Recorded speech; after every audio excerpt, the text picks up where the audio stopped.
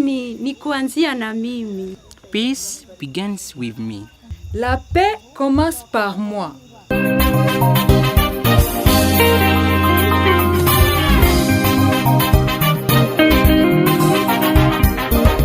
Mbasigiye amahoro, amahoro yanjye ndayabahaye. Peace I live with you, my peace I give you.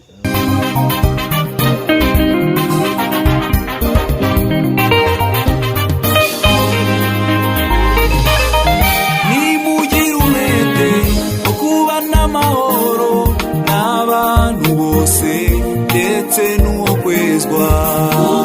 Ukujejwe atazareba umwami Imana habe na gato. Ibihagije kuba ukunda amahoro kuko n'abandi barayakunda. Ibihagije kuba ufite amahoro ukudahaga itumutima ahubwo Imana ikunda cyane abantu baranira.